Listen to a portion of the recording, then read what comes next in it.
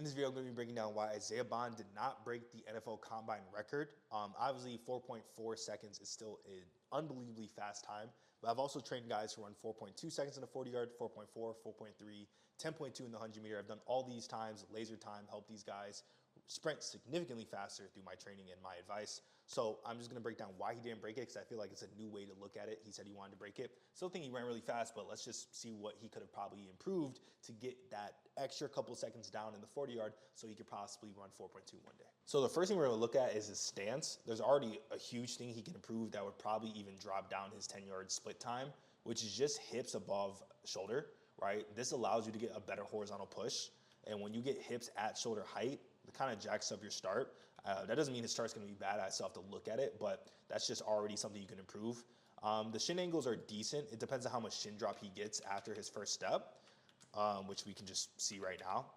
Which, yeah, I mean, he gets great shin drop. So his start is already pretty solid. Then in terms of projection, he instantly projects his body a little bit vertically. Something went wrong here. Yep. Extends his knee before the hip. So this is already a huge one that is more a physical trait, but a lot of athletes who squat too much and deadlift too much incorrectly, they might have some decent angles, which this isn't perfect, but it's better than the average person. And they might be doing something right in the first half of a movement, which is this shin drop, this 45-degree angle push.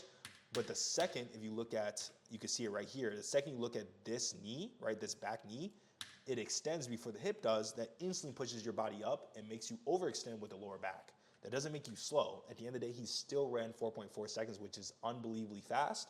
But you get this arm all the way up here, which is another sign of overextending the lower back, right? Way too much arm action in the back, way too far back. Still want it far back, but not that significantly far back.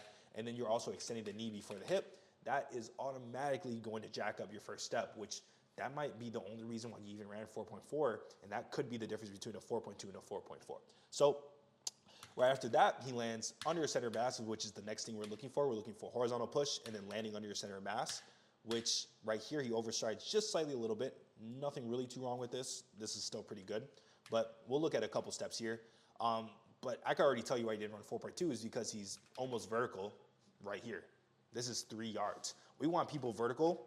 If we watch this at full speed, we want you vertical right here, which is when he puts his head up, but it doesn't mean that his torso wasn't vertical all the way back here, right? He's already completely vertical. So there's no way he's watching this, no way his coach is watching this. I don't really care. This is for athletes to learn what could be going wrong with your start, but make sure you're extending your hip before the knee, because if you extend your knee every single time you sprint, right here, his hip still has not extended, right? His hip is not fully extended, but his knee is in full extension, right? That instantly pushes your body vertical. So if you teach your body how to have delayed hip extension, which there's drills for this, you could also do basic hip extension patterning stuff like hip thrusts and broad jumps and standing triple jumps to teach your hip how to extend properly.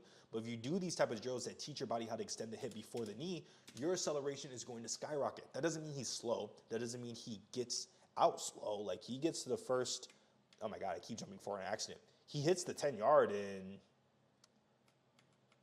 1.666, 1.69, but that's not fast enough. The guy who ran the 4.3 and even like Darian Porter, these guys who ran like 4.3s, 4.2s, they got to the 10-yard at 1.48 to 1.50. That automatically, which I said, takes off about 0.2 seconds. You're already running 10 times faster. 0.2 seconds is what you need to run 4.2, right? So I'm talking to him like he's watching this, but delayed hip extension is easily one of the most simplest things that athletes mess up that instantly makes them run slower. Instantly makes them run, what, 0.2 seconds slower than what he has. He has the physical attributes to run a 4.2 probably. That's probably why he was so confident. But when you keep extending the knee, look at this knee, extending the knee before the hip hits full triple extension, because this is when the hip hits full triple extension in acceleration. I'll show you what it looks like. Right here, right? This is full hip extension. It's not even full hip extension. He kind of struggles with that as well, like hip extension range of motion. But his knee's already extended right here. Not going to work, right? That already jacks up your acceleration. Everything else looks pretty solid. I mean, you're landing under center of mass. You're getting a decent shin drop. Your shins are pretty vertical here. That's because you messed up your first 3 steps. But for this guy, it's all first 3 steps. Now we can cover max velocity. He has good athletic posture. He's landing slightly in front of his center of mass. He even has better hip extension in this phase, right? His hip extends before the knee. That's why he gets so fast. But in acceleration, his knee extended before the hip and it completely jacked up any chances he had of running 4.2. This is gonna be a short video because it's extremely obvious what went wrong.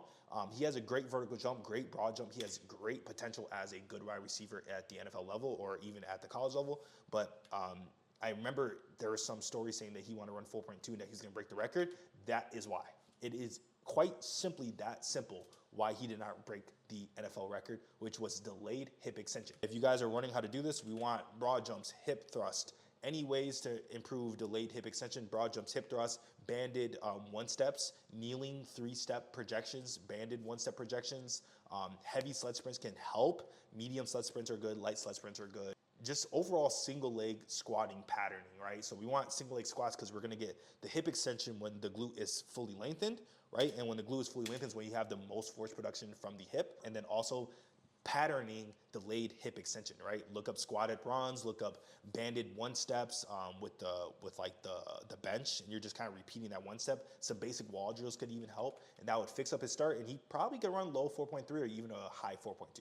So that is why Isaiah Bond did not run 4.2 and break the NFL record.